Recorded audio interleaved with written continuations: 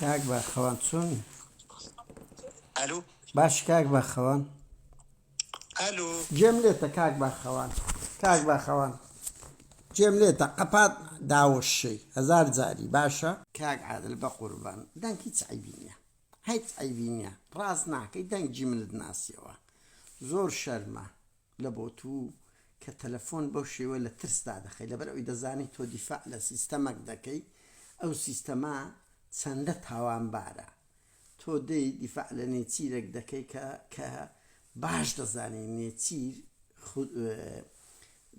ئەندازیاری وێرانکاری هەرێمی کوردستانە لە اقتصادێکی بە ناوی اقتصادی سەربەخۆ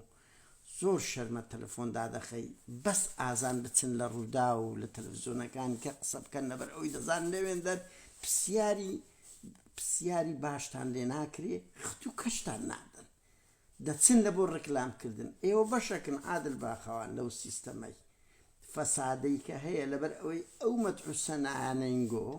لە بۆ ئەو سوڵتە سیاسیە دەسەڵاتە سیاسیە وای کردیە چەواشەی خەڵک بکەن تا حەدەک بۆیە ناوێری ئەو تەلەفۆنە هەگری ئەوە نییە بڵێ وەڵا قادر نادر بەبێ ئەوەیە نا ئەتوو لەبەر ئەوی دەدبەنە سەر ڕوودا و لەبەر ئەوی لەوێ بە شانوباڵی نێچیر هەڵدەدەی بەس ئەمن لێرە پرسیارە لێ دەکەم دەزانی جوابت پێ نییە ئەو پرسیارانەی ناخی خەڵکە و ماهیتت بە خەڵک دەناسێنم بۆیە ناوێری جواب دێەوە بفەرموو ئەگەر بوێری تێ ئەگەر لە خۆت ناترسێ ئەگەر لە قسەکان سادقی عینەن وەکو جارەکەی تریش وعدت بە مندا گوتت ئەمن دەچم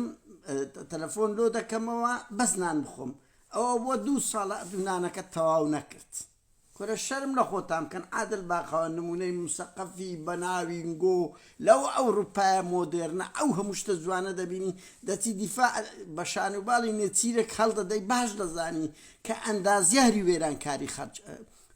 ئابووری کوردستانە هەتا 2014 خەڵک چ مشکلی هەبوو 3 مانگە مەعاش نەدرایە هەرێمەکی وا فاشل تۆ دەی بە شانوباڵی هەردەدەی کە ئەنەما لەکن ترامپ و ئەوەی ماکرۆنی ڕاوەستای حتى ئەگە ترامپ و ماکرۆنش بڵێنەوە سەرکەوتێت و باش دەزانین نێچیر کە ئەندازیاری وێرانکاری فاشل یەکێک لە فاشلەکانە بەس لەبەر ئەوەی قسەک نانت لۆ فڕێ دەدەن ئاوا دەچی مەتحوسەنەیان دەکەی ئیشی دەنجی وەکی ئێمەیە ئەو نوخبە بە ناو ڕۆشنبیر و ئەوانە ئاوا ڕسواتان بکەین من ئەو دەنگش بڵاو دەکەمەوە باشە لەبەر ئەوەی ئەوەندە بێ ئەتەکێتی تەلەفۆندا دەخەی بۆیشدا دەخەی لەبەر ئەوەی وەکو گوتم قسەت پێ نییە خۆ ڕوودا نییە پەشان و باڵت داهر برێ